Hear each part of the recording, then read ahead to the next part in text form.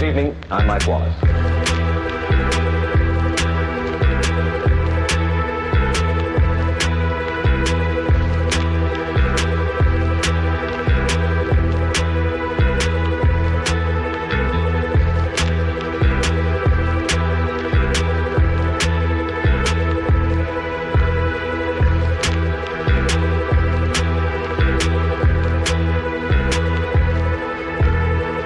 Aldous Huxley, a man haunted by a vision of hell on earth.